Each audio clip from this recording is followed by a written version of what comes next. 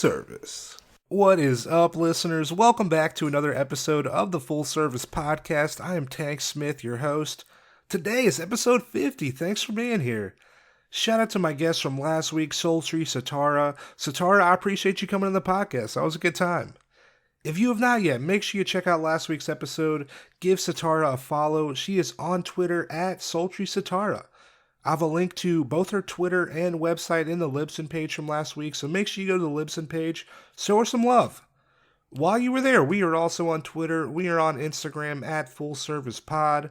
My personal Instagram and Twitter at Tank Funkadelic.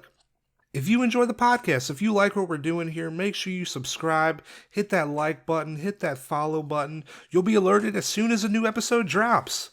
If you could give us a 5-star rating, 5-star review on Apple Podcasts, that'd be beautiful. That would help us out so much. We're trying to get visibility for the podcast, reviews, ratings. They really help. So if you could do that, I love you forever. I've been mentioning it the past few weeks. We now have merch for the podcast. We have stickers. We have magnets. Go to our Instagram. Check out what we have. DM us on Twitter. DM us on Instagram. Send us an email, fullservicepod@gmail.com, and I will send you whatever you want. Today, episode 50. Thank you so much for being here. This is crazy. I got to give a shout out, first off, to all the guests I've had on the podcast.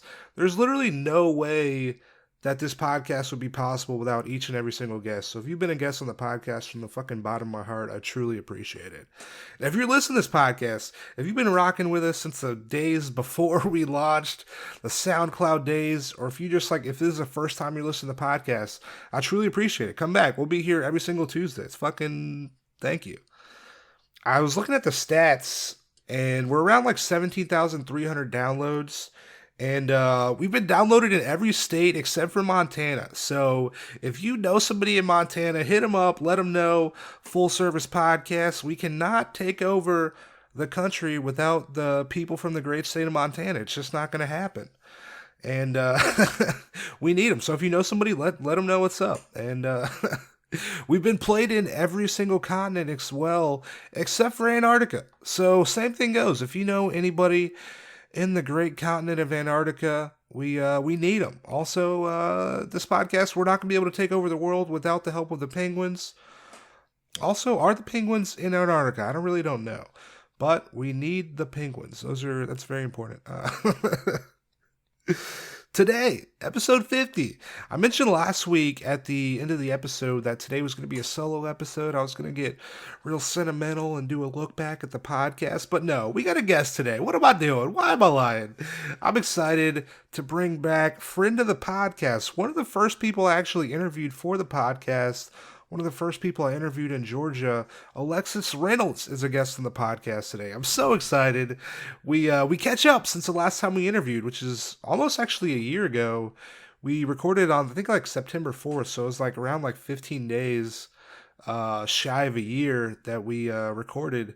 So we catch up. We talk about what she's been up to since the interview, going to Europe, how she's dealt with COVID, how her business has been affected in this fucking crazy world we're living in. Online sex work, and then she's joined by her boyfriend, and we discuss sex work and relationships. It's so good. I'm so excited for y'all to hear this. It's just like love. You just hearing love is a beautiful thing. I got to witness it. It's a great thing. So I'm excited for y'all to hear this. You can follow Alexis on Twitter. If you're not, what are you fucking doing? You should already be following her from the first time I interviewed her. She is on Twitter at YourGFAlexisR. I'll have a link to her Twitter, her website, her OnlyFans in the Libsyn page from this week. So make sure you check it out. Give her a follow. I'm going to stop talking. I'm excited for this episode today. I hope you are as well. Episode 50, thanks for being here. This is great. I'll see you all on the other side. Peace.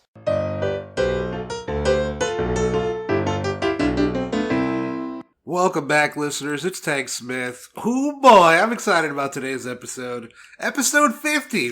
This is great.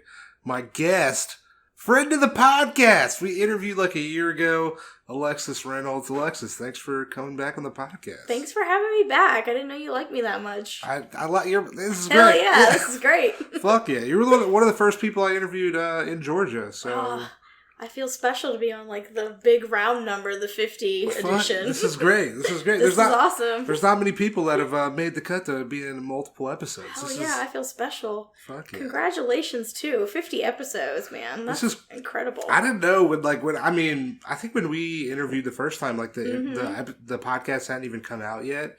So it was like, I didn't even know, like, what it was going to be. You were just trying to find your feet. Yeah, you were new to Georgia, too. You had just moved. Yeah, it'd been like a month, maybe. You were just still finding your bearings. So, yeah, you're really well-grounded now. Now I'm a Georgian. Moves. Yeah. I think we, have at least, 17,000 downloads on the podcast. So I'm like... It's kick-ass, man. It's fucking crazy. So I appreciate... It's a popular topic. Pose. It is. It's a great... It's a great... I don't know. Oh, I love the episodes. All of them. I might be biased, but I mean, they're all good. I trust your opinion. Listeners. It's good stuff. It's stuff that we want to hear about, so. Goddamn right. You deserve all the success here. Thank you. We're in Atlanta once again. How long you town for?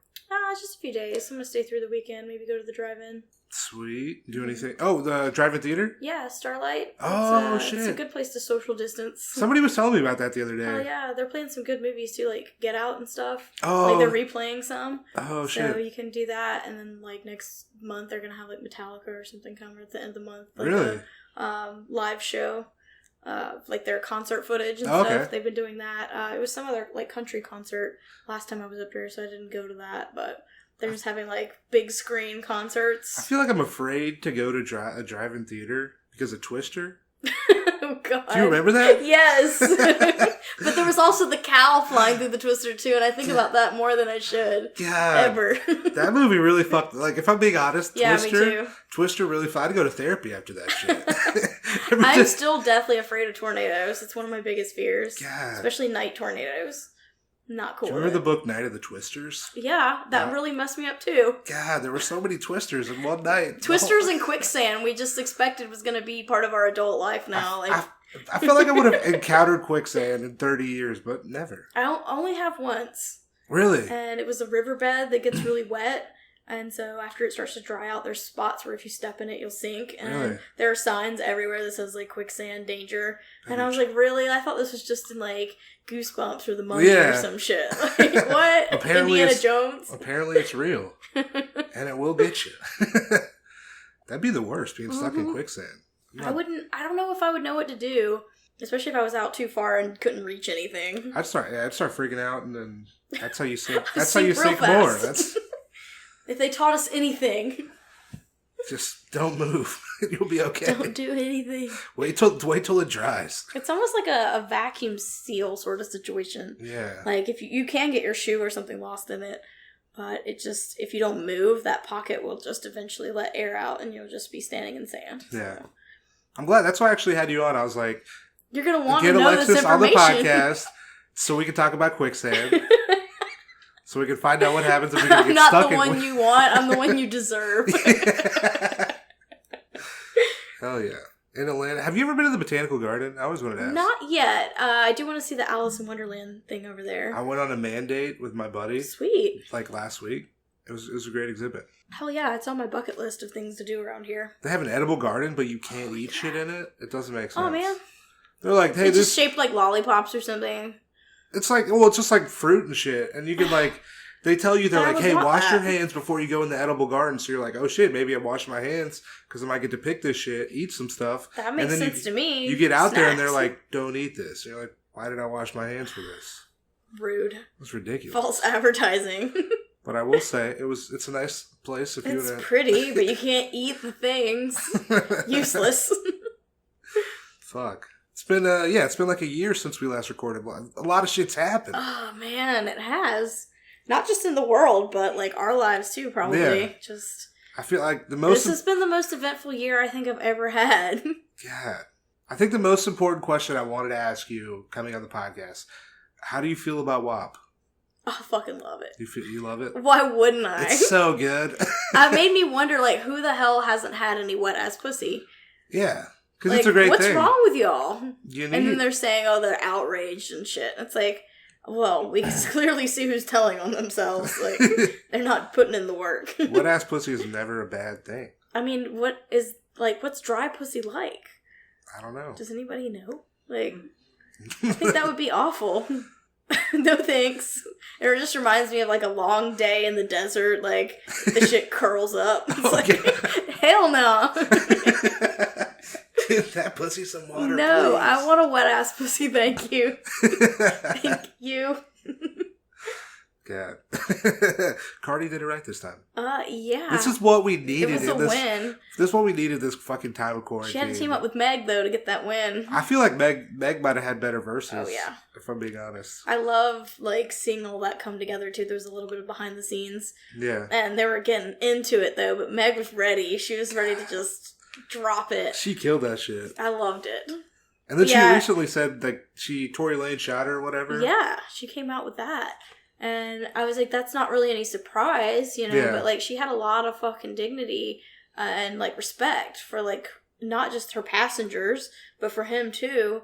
Like, given the current climate, like, what could have happened if she had ran and screamed for the police or something? Like, she was put in a really hard situation. Now people are like, oh, she's a snitch and stuff. And it's like, he pushed her to that. Like, not leaving her alone and saying she's lying and stuff. It's like, nah. Fuck that. If she would have already done some fuck shit from the get-go.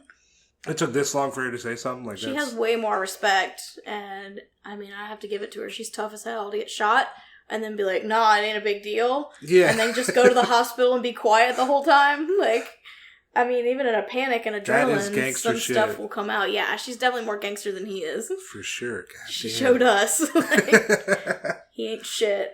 God. I think when we last talked, you were about to go to, like, Europe, France? Yeah, I was going to the south of France. How was that? It was pretty good.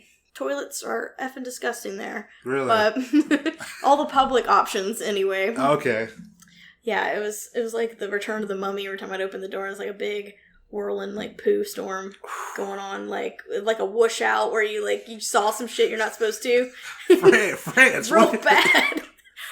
From the time I got on the train in Paris to the time I left, I kept encountering these situations. I was like, I'm never going to come back the same. Do they have bidet over there? Only in some places. I think more like private residences. I was going to say, how's the bidet? You ever use one? I didn't see one in the place that I rented, but it was right on the beach, so I guess I could have just hung over the balcony a little. No one would have liked that, but... I feel like you could just get a hose or something and figure out what one of my friends had one in her apartment. Okay. So it was definitely like, if you want one, you have a better chance of getting one there. Yeah. And almost everybody's house that I went to, they had it, but... They're living in the future over there. Yeah. America. And it's got that warm water or that cold water option. We're using all these people were so upset during this fucking pandemic over toilet paper. I know. It's like if we had the bidet the whole time, this wouldn't be a problem. Just spray that ass. Just get in the shower. Like, if you're that desperate and you're out of everything. I feel like a bidet is like almost the electric car of like cleaning your ass, you know? Because it's like you buy the electric car, you don't have to spend all this money on gas and shit. You just have it on deck the whole time. Yeah. You never have to wonder what a napkin feels like again. Or like go and try to, we're out of toilet paper and I'm stuck. No. Like, that never happens. Squeeze the handle. Yeah, it's there all the time. I don't know if I'd get used to that or not, but I didn't have this problem with the toilet paper because I've been collecting Starbucks and McDonald's napkins my whole life. Yeah. I'm a hoarder. I was like, y'all are fucked. I'm fine. I love I went to my parents the other day and my mom was like, hey, do you want some of this plastic silverware? I was like, yeah, sure.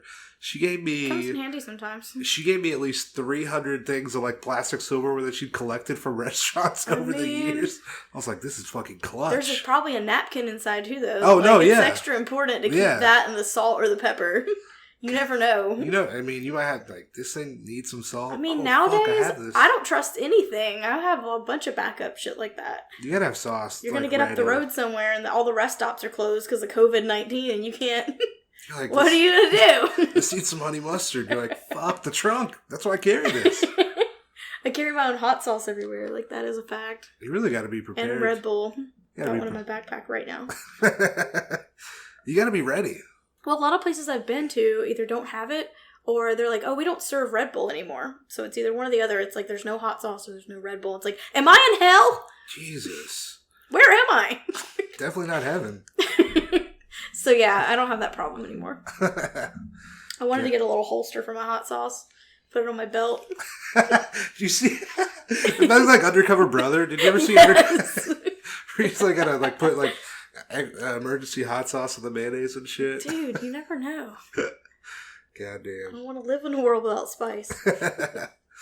We are currently in a pandemic. How's life in the pandemic for you?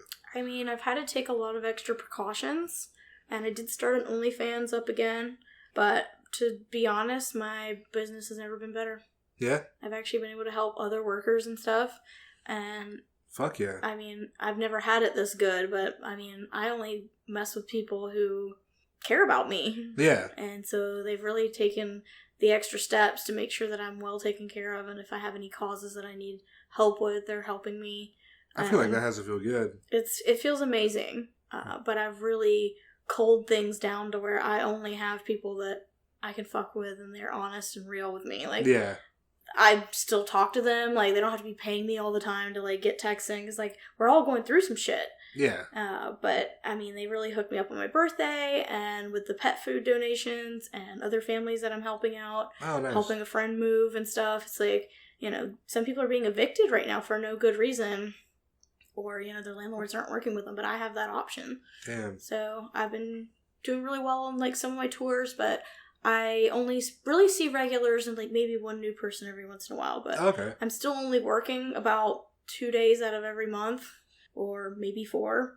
And so I've had to just plan out, like, my tours and then occasionally something else. But I did some online content when everything first started so that it could give me a little bit of a bounce back, a little bit of a cushion, because I wasn't fully prepared, but I had already been working on my studio when this hit, and I was like, what great timing. I feel like I saw you posting stuff for Twitter and Instagram, just like, oh my god, I'm getting this new studio set up. Yeah, and it all hit, like, at the same time, and I was like, wow, what good fortune I have that I've already started this home improvement project, and now I can't go anywhere. I have to finish what I started. That's fucking... And then I could use it to film OnlyFans content and stuff, so... How have you liked OnlyFans? It's been good. The people that I know who are loyal to me, like, they've stayed on there even when I'm not always filming a lot, and I was only doing once a week, and people were like, oh, you should, like, up your posts to, like, 2 or 3 or 4 times a week. And I was like, yeah, you know, I don't really have that much time on my hands to do that, or it's like I don't always have the opportunity or the ideas even. Yeah. So I was like, you know, I'm going to lower the price for the summer because I am traveling again, slowly but surely, not at my studio as often. And I was like, I'm just going to offer them a $3 subscription and hope for the best. Yeah. And now it's kind of worked out. Like, I haven't posted anything new in a while, and now they're getting some tax evasion fraud situations where people's money's getting taken and accounts frozen and things. So I was like, well, if they take it from me, I have nothing to lose because I already have my content backed up. Yeah. I already have a plan in mind for a new platform or 2. Okay. And so I can distribute it out in different places now and still keep the rate low, or, like, comp people who are like, hey, I already paid for this month or next month, and for some reason OnlyFans might not want to load or something. Yeah. It's like, you know, I'm going to work with them on that. So I think it's a really good thing to have, just an extra stream of income. People think, oh, that's not classy. You know, it's just like, well, I'm still making several $100s a month with content that I already have that I've been working on and editing. So, you know, I'm not going to be pigeonholed into, like, one thing. And, I mean, these are just, like, unforeseen fucking times. Yeah, no one knows what's happening next. You got to do what you got to fucking do to make it work. I mean, the badge of a true long-term, original, badass sex worker is to be able to always roll with the punches. Yeah. No matter what comes at you, you always have a way out or an option or a level up. So, I mean, if you sit in one spot and you can't figure out why it's not working out, it's like, well, you need to branch out some and try new ideas, adapt, and keep going. How has touring been, now compared to before COVID? All right. Well, I plan my tours out up to a month in advance. I obey all the travel restrictions. A lot of my stuff, like New York and even Chicago, I moved it from April to October, and it may get moved again. I'm not 100% on that, but I keep track of all that stuff. I always travel with HIPAA mouthwash, gloves, masks, you know, things like that. We don't wear them if we don't need them, but if anybody, like, I take temperatures and all that stuff, and I don't stay in hotels anymore. I only do private Airbnbs. I feel like they're more locked down now than ever. Well, They definitely want to know the names of everyone who's coming in and out, so you can't have any extra guests. And they're really monitoring that stuff. You have to wear a mask at all times unless you're in your room. And even then, I'm like, what do you do when people have checked in and they've stayed there and they don't wear a mask while they're sleeping or anything, and then they leave whatever behind in the air? Like, hotels have never been super clean to me anyway, so it's like private in-calls or private Airbnb only. And so I was like, I know at least I can go in there and clean that. And the numbers have been down for Airbnb with tourism being down. Oh, shit. So I can look at how many people have stayed there and like check-ins and stuff on that, and like VVRO and HomeAway and stuff. And if it's not been super busy there, and usually with the bigger rentals, like more than 2 bedrooms, no one stayed there because they're not on vacation. They can't go anywhere. And I just do like self-check-in, and I carry Lysol and all that with me, and I clean everything really hard, like in between and everything. And I really only see a couple of people, and then I go. But that's why I'm doing multi-hour instead of just quick visits. Oh, okay. Because I was like, I'd rather spend all the time I can with one person instead of having a lot of traffic. And so it's working out so far. Like, I've got all these negative COVID results, and take my temperature twice a day, every day. Like, if anything ever happens, I will immediately go and isolate myself and inform anyone that I've seen. And I don't see that many people, so I can just quickly like email them and say, hey, here are my test results, things like that. Like, please go and have yourself tested at the nearest facility or something. I mean, that's a lot safer than going out on dates with people. But people still need companionship now. Oh, I mean, but now more than ever. If you're going on Tinder and you're going out to a restaurant or something, I mean, I've done a lot of cooking for dates inside and, preparing food and stuff. We don't go out like we used to for dinner dates and stuff. That's understandable. It's just the times we're in. Just gotta adapt. I've seen a lot of people on Twitter that are advertising. They'll be like, they're cutting down on like not cutting down on dates, but basically like extending the time. So it's like, okay, if you want to book with me now, 2-hour minimums 2 hour are pretty minimum. Typical now. Okay. Versus like, half hour up to 90 minutes. It's like 2 hours is better because I can see somebody for 2 hours and not have to work again for another like week or two. And so I can take that 14 days to myself. And so if I see 2 people on a back-to-back, day-to-day thing, then I can keep track at least of the 2 people that I've seen. Yeah. And go back home and go back underground and wait it out. And I can always, keep checking my temp and stuff. And they would be the first ones to know, like, if anything went down. So it's like they have a weirder chance of getting that at, like, the post office or the bank or Walmart right now than seeing me. Because I don't really go anywhere. I'm pretty much home alone with the dogs. Like, I hang around the same people. We've all gotten COVID tested and we're all in the same circle. So if anyone doesn't feel well, it's like, you stay over there for a month. I don't care. You stay. I'll bring you groceries and I'll leave them on your car and like run. Don't come outside. Don't come near me. No COVID for me. I mean, so far so good. It's working. Fuck, I mean, but I had to give up seeing my family very often too because, my mom's immune compromised, but also, those are extra people that I'm exposing myself to. Yeah. So certain friends who, go to school on campus or will be, or like they work in a high risk environment, I don't see them very often. Yeah. I see them about every 3 weeks or so. Okay. I see my parents about once a month. Okay. And so I was just like limiting my interactions. I was like, if I have to choose between this and work, obviously I'm going to have to choose work. So you gotta live, I'm not going to go out much. I'm not going to go rowdy and hang out and like rub elbows with a bunch of people in a park or something. Yeah. Like, I'm not. But yeah, it's like, I probably see my parents like every couple of weeks, so like I'll be like wearing masks because I'm like, for a while my mom wasn't allowed to come in. Yeah. And I was wearing a mask and so was she. I would just give her what she needed from me through the door. Yeah. And so I was like, thanks for coming by. It's good to see you. We got to keep these her Mother's Day gift. I had to do that. I had to just hand it to her through the door. And I was like, well, I can't risk it. I've been out and you haven't. So yeah. Now it's reverse order. I've been out and they haven't. So it's like, we're still not going to see each other. Same thing. It's like, you stay away. Like. Hell yeah. But it's nice still being able to see him. It's working out. Everybody's fine with it. Fuck yeah. I appreciate you being on the podcast. This is great. Oh yeah. Love this.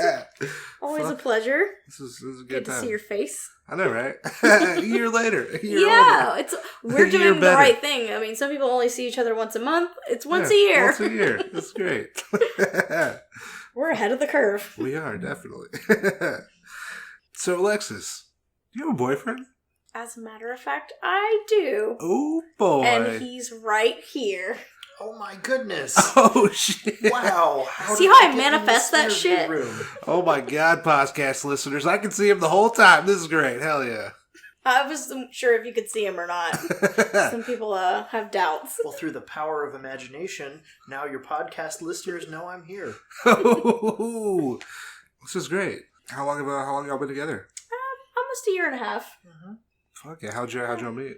Well, Ooh. we run in similar circles in the BDSM scene. Okay. And he was part of the furniture up until a couple years ago. And I was like, oh, wow, that guy's kind of cute. When the furniture, would you say, like... Just blended in with the surroundings. Just everybody and everything. Like, too much craziness. Okay. Too many parties, mutual friends, things like that. We rubbed elbows, I'm sure, a few times. Probably just excusing ourselves to the bathroom or something. More than a few times, I'm sure. But... We actually were in the same fetish performance group for a while, but not at the same time. Okay. Like, different years apart. And so, like, we know all the same people and everything and had gone to all their parties and stuff. And, I mean, I guess it was just a matter of time before... Yeah, we were in the rotating cast of characters, but never really locked eyes before. Never on stage together at the same time until... I don't know, unless you can include, like, the private stuff that we've done for private house parties and stuff. But okay. Before that, it was like, we were both hired by the same company, just on different years. Like, he was, like, in the upperclassmen years, just, like, ahead of mine, like, 1 or 2. That wasn't really like it. They mostly called me in when they didn't have anything going, and they were like, oh, shit, we are totally boned. They wanted me to take the trash out, yeah. So... He's a little bit better than I am. His resume got called is in good. to save the day, but eventually, you gotta go where your bread is buttered, and it wasn't really them. That company sucks. We both know it. Everyone knows it.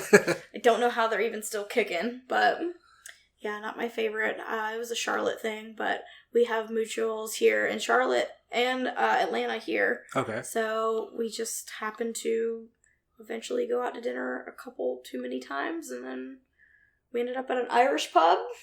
Yeah. For whiskey flights. Right. Nice. We definitely had whiskey flights. We had beer flights in East Atlanta too. Okay. Yeah. It was a couple of flight dates. Flight dates. Yeah. Couple too many flight dates. That's the recipe for love. I mean, you get us alone. Uh-huh. I think what we have in common is that we like to sample stuff. Yes. So it's flavor like, boards. Oh yeah, of course we're gonna have 3 shots of whiskey so that we can all like share them and sample them. You got to be able to do that. Yeah, of course. Whiskey partners. I mean, it's like drunk charcuterie, so I was about to say gotta charcuterie. have that. I'm all about that. Adult alcoholic Lunchables. Ooh. So yeah, anything that we can share, we actually do. It's pretty weird, but we never can decide on like one entree or anything, so we just split everything. Okay. So like we get really great with nachos and flights and charcuteries and stuff, God, but that's the best. The same taste, but we both want that's 10 things off the menu, and we can only. I think that says a lot about us as people, as we want to sample, most everything. All that life has to offer. Mm-hmm. That's the best. We have similar views and stances on a lot of stuff like that, though. Not just food. Yeah. But it definitely helps. But we're usually like the last 2 standing anywhere, so eventually you're just like, sup? You're like, hey, I've seen you before. I've seen you around. How you doing? Hell yeah. What's your favorite thing to do together? So far, I've really liked traveling, but the weirdest, best thing we do is hitting up all the porn stores on special holidays like Christmas and Thanksgiving and New Year's. That sounds great. And stuff. Just going out to like buy a toy or some lube or something. It's like fireworks going off, or we're full of turkey and we're going to waddle into the lion's den. Whoever is working at the lion's den in like Dahlonega, the middle of nowhere, something like that. Like, bless you, person, you are selling vibrators and lube to the most stalwart of folks. Black Friday sales though, so it's That's just great. like, oh, cheap stuff. I want to go in there. I wonder if anyone's working. I was wondering if they had like Black Friday deals or shit. Oh yeah, Lion's Den does. And we found them, so... That's great. It was great. But yeah, I don't know how we ended up repping Lion's Den when we always go to Tokyo Valentino. Yeah, Tokyo Valentino is my favorite. Shit. We go to... I'm a big hardcore member of their place. All of the places to sample the various inventory. So New Year's is what we did for that. But they used to have events, but it was for only dudes.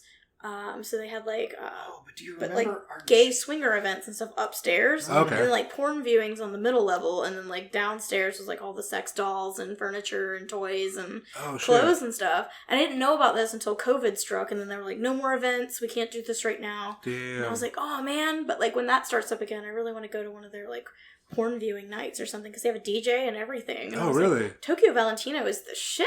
That's like, there's nothing like that around my town. I heard somebody mention that like literally a couple weeks ago, and that's funny to bring it up. That's crazy. It's crazy. It's a good time, and they have like viewing booths downstairs. Like you can like go around to the down level. Okay. Park your car in the back, like real sleuth like, and then like go in and see like a little theater film or something, or rent a booth. That's tight.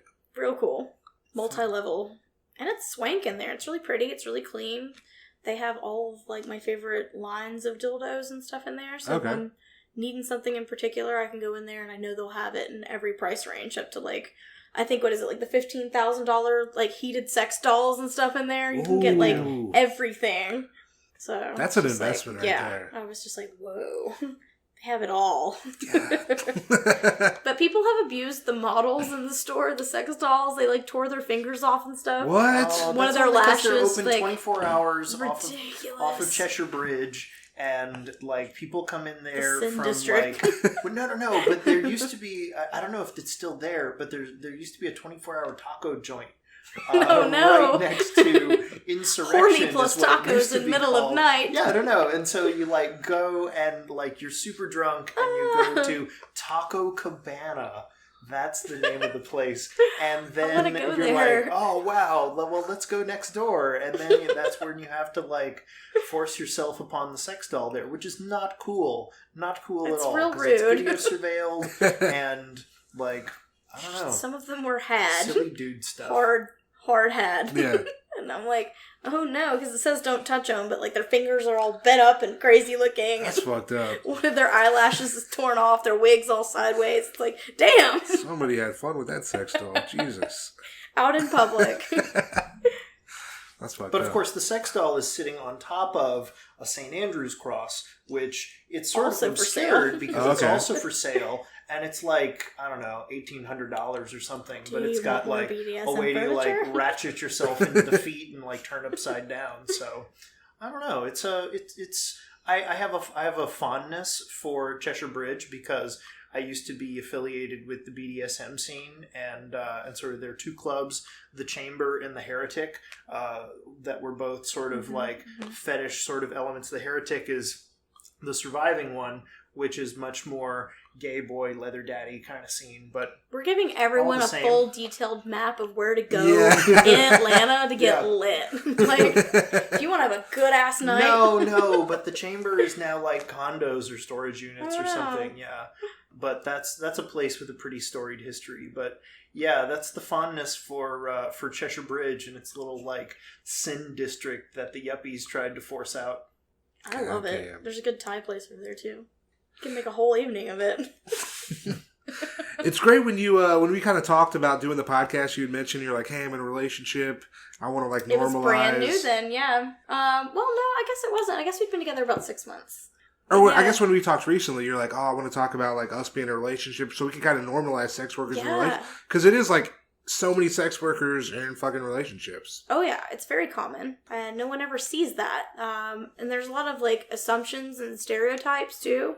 So when people think that we're in relationships, they think, oh, you know, my information is not well protected or something like, oh, they're going to see my email address. They're going to know who I am. And it's like, no. Confidentiality is still our number one priority. But also it's like, we don't want to hear about, you know, certain things any more than you do. So clients are like, oh yeah, you know, like I didn't want to hear that you were in a relationship. And I'm like, why? Because you thought you could fuck me for free? Or you thought you could just have me? And it's just like, oh, you don't want me to be happy? But there's also the stereotype of people thinking that when you're with a male partner, you're being pimped. Okay. And it's like, that's not true. Yeah. Just because I'm dating a guy, it's like, I'm actually polyamorous and I'm, you know, pansexual. So I've been with women just as often. I've pretty much always been partnered. and no one knows about it. Yeah. And I mean, there are a select few of my really good regulars, and they eventually figure it out, and they're like, oh yeah, you were engaged to a lady at one point, or you had 2 boyfriends at one point or something. I figured it out. I'm like, you're smart. But I mean, most people don't put it together, or they just don't want to know, and they think it's like a negative thing. And it's just like, no, I mean, most of us who are long-term partnered have really healthy relationships. We marry, we have kids, we have pets, we have boyfriends, girlfriends, just whoever. Like fucking everybody else. And it's just like, just because we didn't pick you, the client, to date you specifically and throw ourselves at your feet doesn't mean that we're not capable of loving someone. Yeah. And also loving our job. Well, I mean, without getting into like too much of the depth and texture, I think there are 2 things that, having an understanding of sex work really differentiates couples from, others. One is the idea of reciprocity. That's something that I think is well understood, but you lose track of in a lot of heteronormative relationships.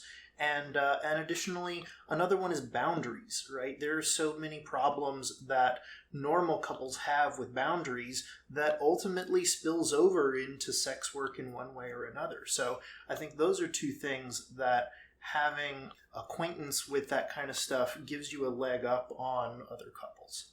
Definitely. I mean, I've even been in relationships where they're like, la la la la, I don't want to hear that you're going to work. I don't want to hear that you don't work at an insurance firm or something. Like, they make some story up in their own mind to justify every time I leave the house. And then their imagination is bigger than the stuff I'm actually doing with my clients. It's like, whatever you think I'm doing, I probably am, but the thing that you think that I'm doing that would hurt you is not true at all. Yeah. So it's just like, if you want to talk to me about it, you can, and you'll hear the exact truth. And it's like, I'm not going to bring you to work with me. I'm sorry, babe. But, like, you should have a lot more security in yourself. And it takes a very secure and, compassionate and understanding, open-minded, and pretty intelligent person to date a sex worker. Because that you have to override that part of your brain. It's like, what are you doing? You're doing something weird. And it's like, that's just you being hurt in past relationships. That's your trauma. It really is. It's like, you don't have to, like, keep things from each other. It's like, he doesn't ask me anything crazy when I come home from work, because unless something bad or traumatic happens, he doesn't need to know about it. He doesn't care about it. Yeah. He's just like, oh, it was a good routine day for you. Great. Awesome. Congrats. Well, I'm so happy for you. You got to see one of your favorite regulars. Like, deep mammal section of your brain that drives all of that insecurity. Right? For sure. Some people can't turn that off, and it makes it very hard for them to have even normal relationships with people, because they're like, let me see your phone. Like, people let me follow you to the bathroom. Are you texting someone? People just get crazy jealous. It's ridiculous. Yes. But if you can override that part of yourself where you're just like, I'm happy for them, and I want them to share all the wonderful things with me they want to share with me, but anything they don't want to share is really not any of my business. Yeah, but I think all of that... It's not a secret. That jealousy is rooted in insecurity, which really I don't necessarily have. So I don't feel any jealousy. There's a word that they talk about in polyamorous circles called compersion, which is basically like being stoked that your significant other got laid. That's like, yeah, I am so thrilled for you, right? But it's this concept of, it's the antithesis of jealousy, because you feel fulfilled at your partner's satisfaction, wherever that satisfaction comes from.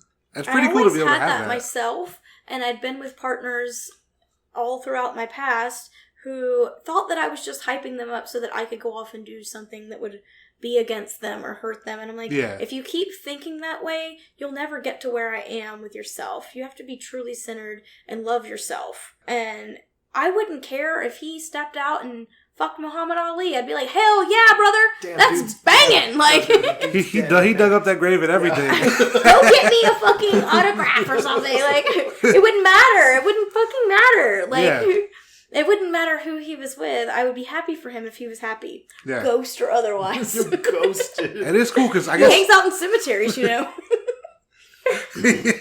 It is cool because I guess I'm like in the opposite thing of you, because like I'm in a relationship with a sex worker right now. Hell and yeah, it is the same thing, to where it's like, nice, bro. I want you to be happy, and like she's like, oh man, I saw a great client. I'm like, oh, that's fucking dope. Like, that's compersion. Yeah. When you're so hyped on someone else's happiness that it makes you happy too. Yeah. And it's just like, I want that for my partner no matter what. Whether it's, oh yeah, I fixed the car today, or the cat didn't throw up on the rug, or I got a promotion. And it's like, yes! I like, beat that all video of these are game wins. level that I've been working on until Yeah, I go to bed. I'm like, I've been in bed for 2 hours, but I'll like air high five you in my sleep, like, oh, that was great. I'm happy for you. It was great. And so it's like, if you're not happy for your partner, then you're probably holding them back. But a lot of people don't see that. They see them more like an ownership. Like, we're dating in your mind now. Yeah. And it's like, if my woman ever started an OnlyFans, or if, like, my woman was ever out in this outfit, it's like, what? What would you do? What would you do? Would you break up with her because she's fine as hell? Yeah. And somebody wants her. It's like, I would be happy for her. She's making people happy and is like... She's doing the Lord's great. work. That's how I feel. It's just like, you're making people happy, you're helping out society, and you're not an ass about it, you know? It's very quiet, it's very subtle. No one can pick out the prostitute in the room when you're all out at dinner or something. Like, we don't stand up in a disco ball dress just waving our arms like, I'm a hoe! Yeah. Like, that never happens. Never. Well, but it's the same way that I think nobody can pick out the kinkster in the boardroom because... Depends on if you're wearing pants or not. Ooh, goodness. Or if the lights are on in the boardroom. Oof. Yeah. Oh, yeah, you did do that. Anyway. But it's great. It feels like being able to be open with somebody, like, within a relationship. It's like jealousy isn't even a thing, which is great. Like, you're too happy to worry about all that shit. It's like, I come home to you every night. Like, you're the one I want to be with. Like, yeah. And if you're out and you're having a good time, I know you're going to come back because you love me and you want to tell me all about it. Yeah. And I'm so excited to hear about it. People just don't normally, I don't know, have that luxury, I guess, because they hold themselves back in their minds. And it's just like, what do you think's going to happen? Everything that you're thinking the worst about, you're probably going to manifest that all on your own by being so jealous and being so upset and making them miserable. No, but I suppose that's something that many people may not know about the benefit of, you know, responsible polyamory is that we can share sex tips. Mm-hmm. And it's just like, oh yeah, did that work for you? And, you know, that's something that, you know, not many couples have the luxury of having an open discourse about, like, you know, the things that motivate them that perhaps, you know, the other person isn't providing. I mean, he helps me, like, he's my greatest feedback. Oh, that's great. Like, what I should wear for my OnlyFans videos, or what kind of ideas to come up with, or what I should pack for my tours, or did you remember to get your Bluetooth speaker? Do you have the lube? Like, that's stuff that I would normally forget. I mean, he's very helpful to me, and it's just like, you know... And without your insight, I'd never know that I have more scrotum than, like, anyone should normally have. But I just roll with it. Me and you both, bro. Yeah. Sometimes you have to see yourself from a different angle to know what it's like. You work with a lot of sack. When you film yourself from certain angles. I'm just so glad that you're on board with that. Fuck yeah. I mean, I wondered why, like, riding a bicycle was so problematic, right? But you started a few OnlyFans videos, and you see exactly why. You haven't found the right seat yet. No. Yeah, I think you need more seat. How's filming stuff together? You guys film stuff together? Well, yeah, he's the main co-star on my OnlyFans for most of my boy-girl films and, like, my pegging stuff and dude, I might have seen your all dick, kinds bro. of other stuff. Maybe so. He's quite talented and easygoing. We giggle a lot, so I have to take some of that out because we're not ready sometimes, the commentary. But he helps me sit and brainstorm, like, what would be really hot, like, from a guy's perspective, just like, you know, if I was subscribing, this is what I would want to see. And it's like, hell yeah, let's try it. That's great. And sometimes it turns out god awful. But most of the time, we only have to take things in one take. Oh, nice. And we only have to edit a little bit of, like, the commentary out. But, I mean, we have natural chemistry, and I think it shows. Because I get the most tips and the most subscriptions after he's been in a scene with me. And I think they can just tell that I'm really enjoying this because it's really fun. And it feels less like work. It just feels like, you know, natural. Even with all the lights and stuff on us. Yeah. Like, we can point out, like, hey, you know, you kind of need to move this way or that way. Like, that doesn't look right or something. But, I mean, his input is everything to me. So, if he was just like, yeah, because I got this sex machine that I ordered, and it had...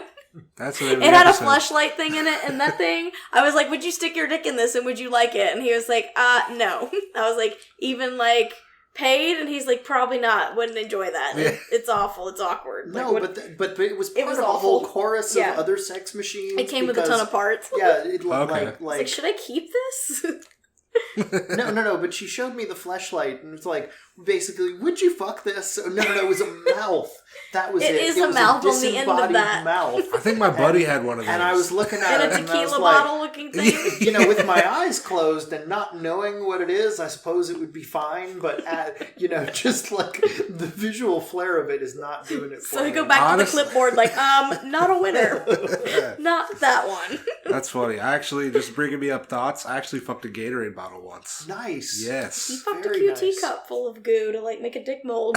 Well, no, but it was that's actually a different challenge, right? Like, this is like middle school fucking for me. something and like trying to stay hard enough to make a mold for something is a totally different exercise. Because I couldn't have done it. Well, the cock ring helps at least for the QT cup because I can't go to QT now. You can't. Oh, you fill up a slushy, QT cup. Oh, that's great. Well, yeah, so you fill up the QT cup with the mold, right? And then you put your dick in it. Oh my God. God. And then you try and think happy things for, 2 minutes or so and maintain your erection so that you can like pull it out. But it's that also cup really was if mangled, you've got any like Squished. curvature or like even just going up, Yeah. it's gonna be problematic because you're gonna ruin your mold. You were holding on to that thing for dear life though, and I got it back. It was all wrinkled up looking and broken. I just filled the cup. I was like, I don't know if we can use this. It wasn't my finest work. So now I see those giant QT slushy cups, and my brain automatically goes back to the goo night. So an effort was made. Yeah, we never saw what resulted of those 2 dick molds. No one saw. But it's probably for good reason. Things are being added to my to-do list, as you guys are talking. That's great. Maybe some inspo. I know you both have like the kind of like sex work background. Were you nervous at all telling them you like escort at all, or you're a sex worker? For some reason, everything just felt natural enough to where I was like, I need to go ahead and say so now because it's like, he'll either say this is great or no thank you please. Yeah. And we hadn't gone so far where I could be like, it would have hurt, I think, but it wouldn't be like, oh god, like devastated. Yeah. So it was one of those things where it's like, I have to say so, like now. Yeah. Or not at all. And sometimes it's like that when you go on any sort of date. But we'd known each other for so long and we'd seen each other's work, I guess. So it was like, well, I mean, he'll either be okay with it or he'll hate it. Well, but I mean, also, you reconcile that successful couples don't keep secrets from each other sexually, whether it's sex work related or not. I mean, I, come to it honestly where, I think anybody that's affiliated with sex work has to like qualify that as a background to their partner just so they understand kind of what they're dealing with, right? Mm-hmm. Because it's I think that we're really earnest with each other, and I sort of have a background in BDSM, and I'm always thinking like, oh gosh, how am I going to tell this person that I really want them to pour candle wax on me? Like, I have a giant sex sofa in my basement with straps. And so I think, whether you're coming out as hetero-flexible or coming out in terms of like what feels good or coming out in terms of getting into your submissive or dominant side, when you start a new relationship, you always have to be really clear, I think, about, your expectations of this relationship and, maybe what didn't quite work about previous relationships. And it's a period of great reflection. So, I saw you telling me about your sex work as, an invitation for me to tell you about who I really was as well. That's great. And both of us were like, oh, this is wonderful. That's fucking awesome. Mm-hmm. Yeah. Were either of you guarded at all before telling each other, like, kind of how you felt about things? He's always made me very comfortable, so I've never actually felt guarded in any sort of way, which is odd for me. Because I like to also think that I'm a very, like, standoffish, even in relationships, and maybe not secretive, but definitely hesitant. Yeah. And, I get nervous when making, like, new steps and first steps and things. Like, I just would rather move very, very slow or just be like, this is fine, everything's fine, and just stay where we are. Yeah. So that's actually something that's kind of funny, is despite our kind of background in sex work, we had what was a bit of a courtship where we were sort of like being really, coy with each other about like, what certain things did or did not mean, and I'm not gonna lie, I don't get nervous about fucking anyone, but there was a sexual tension there that I would have jumped out of my skin for at least 3 weeks. Yeah. Where I couldn't even be alone in a room with him. I was just like, oh shit. But when we finally got together, it was just like, oh my god. But I was just like, I don't get nervous. I don't. Yeah. Like, not in a room with a person I don't know. Like, I'm very, I guess exhibitionist style. I can be naked in a crowded room. I don't give a crap. Yeah. But for some reason, I was so vulnerable and exposed and open with him that, like, there was, like, I don't know, I couldn't have just jumped him. Yeah. I don't know. It was something weird. I was, like, almost really, really shy. And that's normally not me at all. So I was just like, whoa, this is really intense. This something. Fuck yeah. But I was very open with him and just letting it ride. I was like, I spent the last relationship I was in tiptoeing around my work and him knowing about it but not being okay with it all the way and having to constantly reassure and things like that. And I was like, I can't live in the closet like this. I'm going to have to just jump out all the way and see what happens. And then we went from there. But yeah, that courtship was just real awkward for me. I'm real shy and I'm not normally like that, but I mean, I trust him, like, implicitly with all of my information, everything about me, like, my heart and everything, and I was like, why can't I just fuck him? Like, what's wrong with me? And so when it happened, it's been great ever since, but yeah, I almost ran for the hills. Almost, but then... Just so nervous. We're here. This is so great. Exposed. How in. How open are you guys, like, in terms of being in a relationship with other people? I'm great with it. I don't mind. So far, if he were to tell me, hey, I'm seeing someone, like, I'm interested in someone, neither of us right now are seeing anyone else other than work stuff. But I think we're also honest with each other about our inclinations and anything that arises from it. I mean, we're both kind of like pansexual, all the things, it's all really a spectrum. Sure. So, we don't really expect, like one particular mold to fit us all the time. If I need a girls' night where it's like, yeah, we're gonna do it. It's gonna be all girls, and I don't want any dicks around or something, or And I'm not necessarily threatened by that at all, right? Because I don't have a pussy. I can't offer that. I don't know what it's all Sometimes about. I'm just gay, okay? Like, real gay. Like, can't help myself. And then sometimes it's just work stuff, and sometimes it's personal. Like, I have a couple of crushes and stuff. And so, like, if you were to tell me, like, hey, yeah, like, there's this guy or this lady or, like, this person I'm real into, I want to go and hang out and see where it goes, I would be over the moon. Fuck yeah. Because any amount of happiness for my partner or partners is a blessing. Like, YOLO. Gotta grab it. Are you publicly in a relationship? Like, do you tell people, like, hey, this is my first time coming out. How is there any fear? Is there any fear associated with that? I was at first, but then I was like, my bank account is so fat they can eat my ass. Like, if they don't like it, they don't like it, and they can just not book me.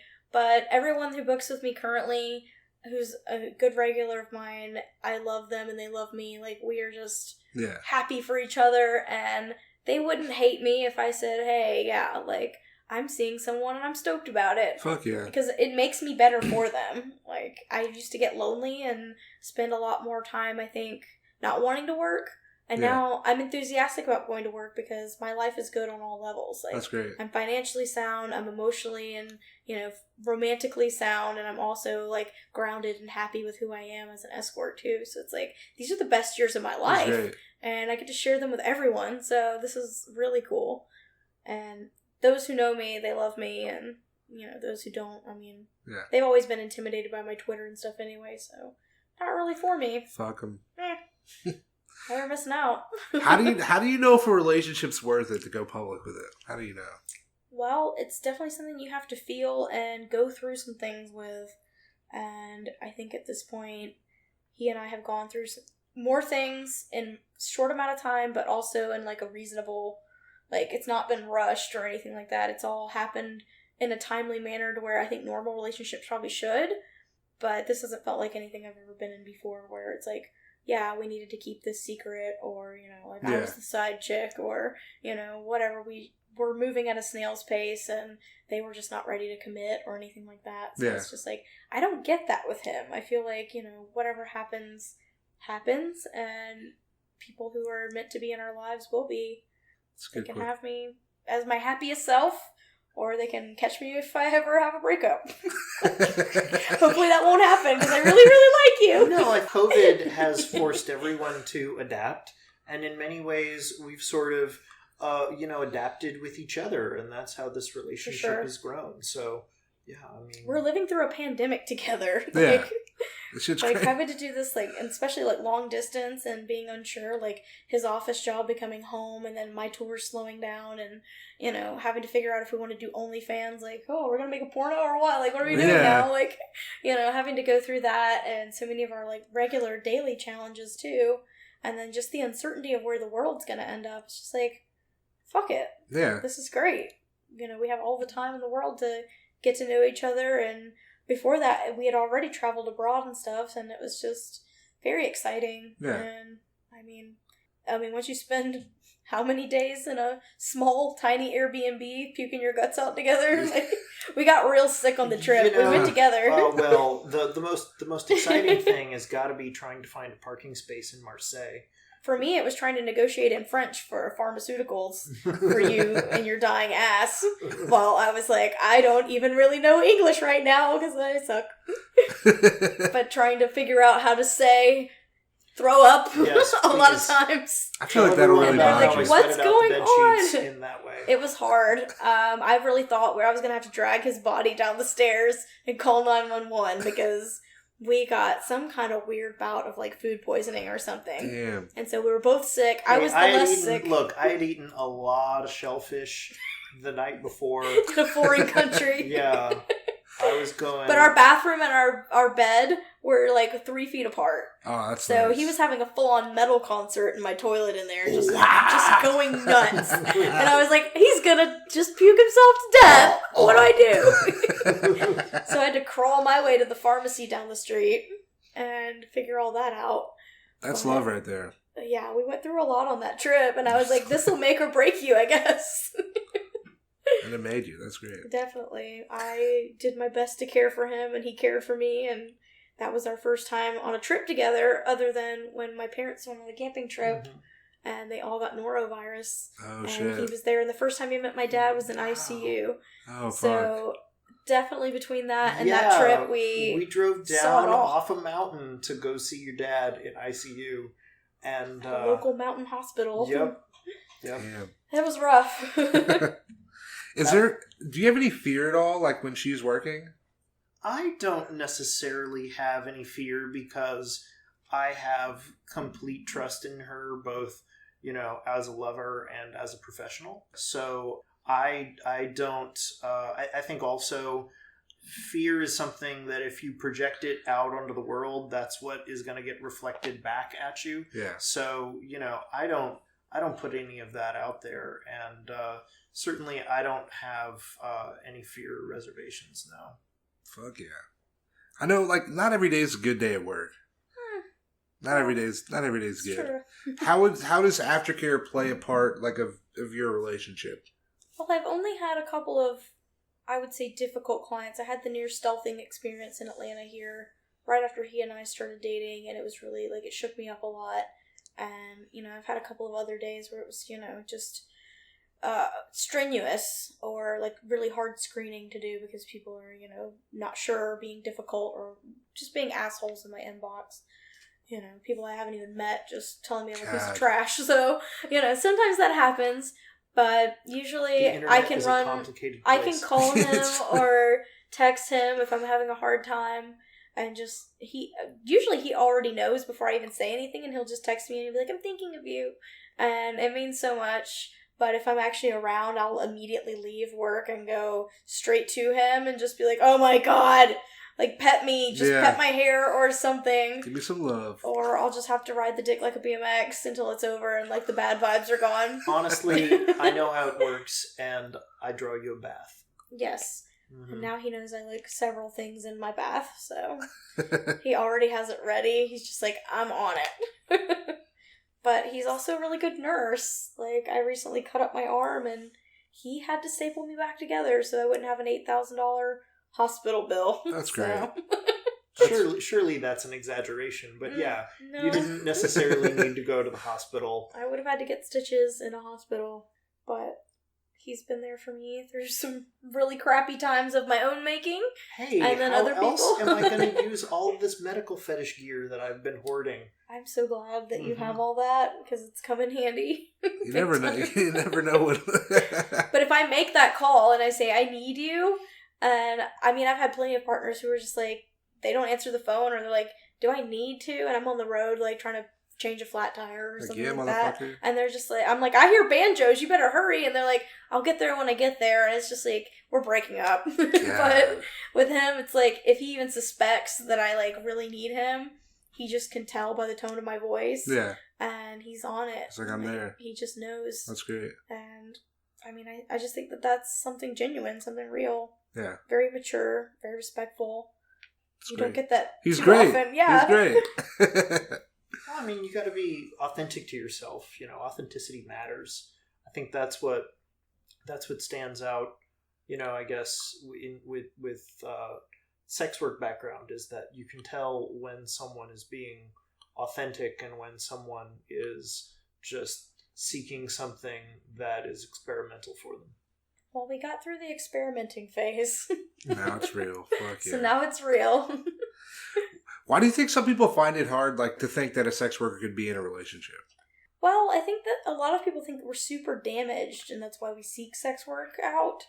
But some of us really just like the thrill, or we like the income, like where it puts us in a certain tax bracket.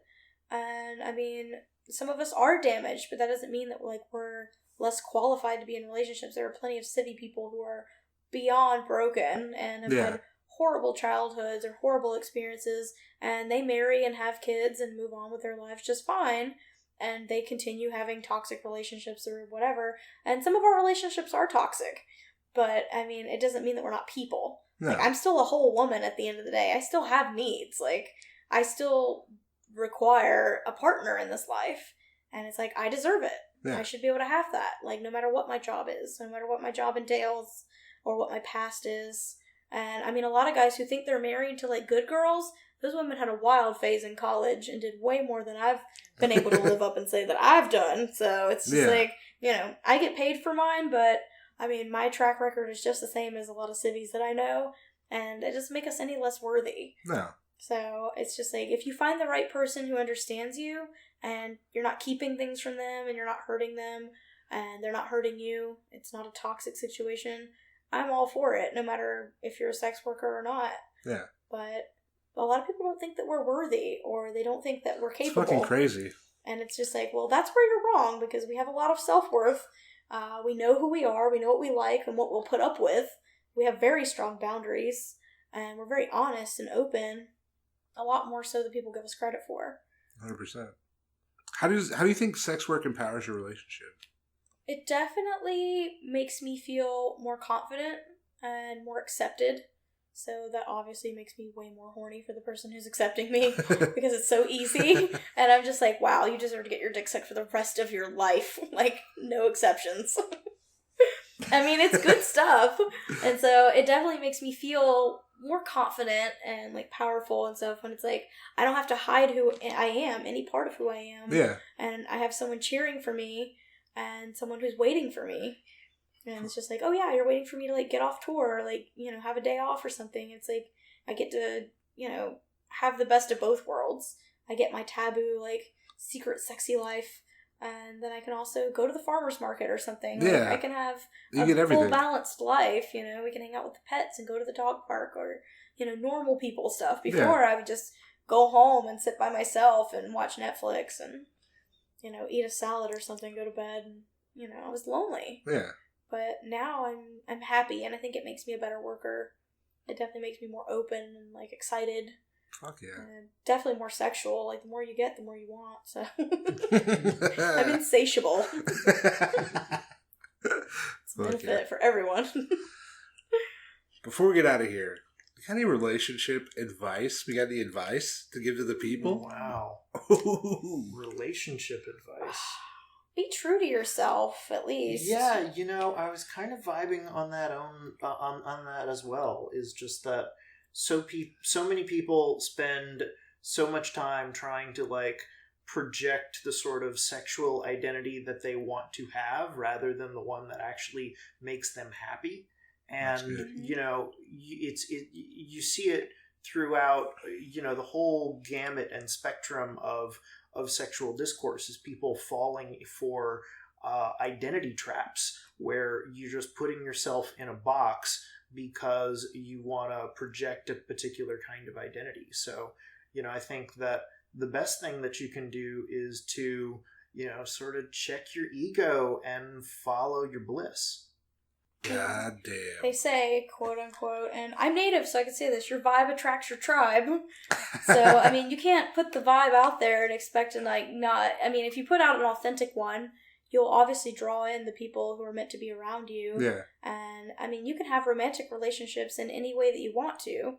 And, I mean, if you're a homebody, just say it. Like, you'll find someone who likes to sit at home with you and the cat and some lean cuisine. Yeah. Or if you're a party girl, don't try to suppress that. Like, if you're a hot girl having a hot girl summer, like, you need to find somebody who can keep up. Yeah. And if you like material things, you like living in a shiny place, be with someone who likes those same things. If that stuff doesn't matter to them, don't push it on them. No, but Einstein's definition of insanity is doing the same thing and expecting different results, right? So when you jump out of one identity trap into another identity trap, expecting to not bring your same, like, damage and issues with you, you're living in denial. So I think everybody's got to be woke to their damage, because that makes them a more complete lover. God, absolutely. This is, y'all dropping just gems. This is beautiful.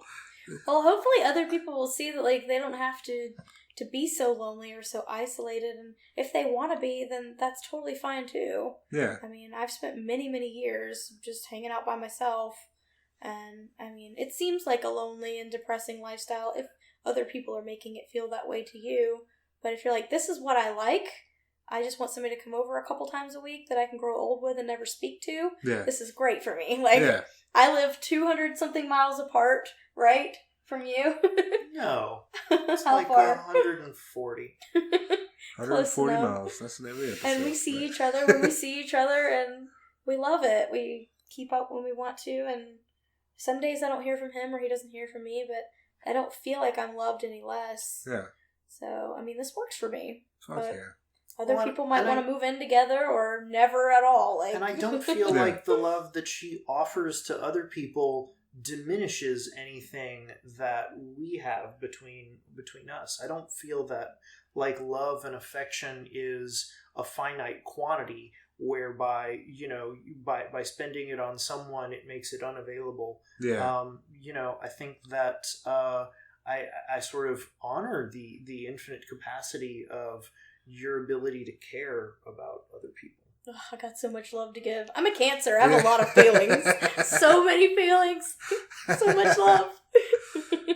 Fuck yeah. Alexis, I appreciate y'all coming to the podcast. This is great. Hell yeah. I'm so happy to be here, man. Like, fuck yeah. 50 episodes, dude. That's banging. Thanks for having us on, Tank. This has been awesome. This is one of my favorite shows, and you're one of my favorite people, so much success to you. Thank you. Kudos. Hope your creative process is going to keep on keeping on. Fuck yeah. I'm excited. I'm excited for the future. I'm excited for the future. Hell yeah. Fuck yeah. The best. Before we get out of here, you want to plug your, where can the people find you online? You'll have to go to my Twitter right now. I'm your GF Alexis R. And the link in my bio has everywhere you can find me on the web. Fuck yeah. That will include my new space whenever I move away from OnlyFans in the future, I'm sure. But yeah, all my videos, pictures, fun stuff. Your GF Alexis R on Twitter? Yep. And if you go to my website, I do have a spot on there where you can find all the podcast episodes I've been in. Ooh, boy. Oh, yeah. Hell yeah.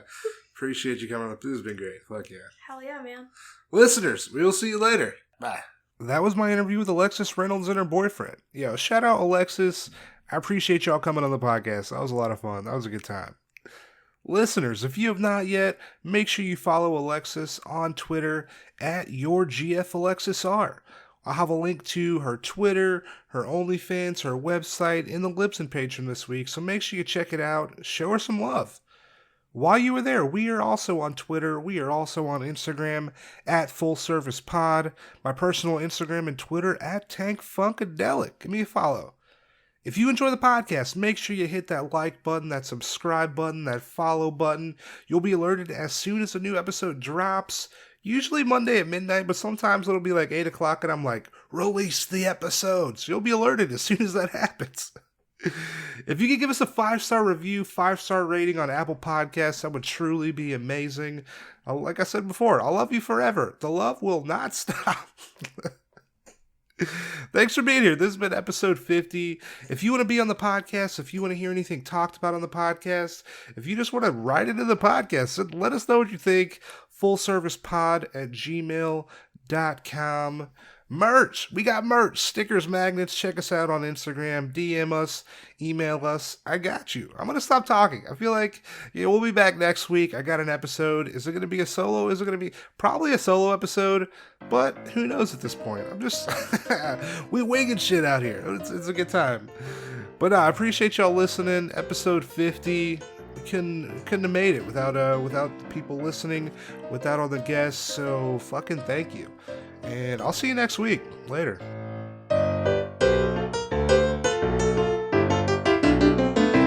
Full service.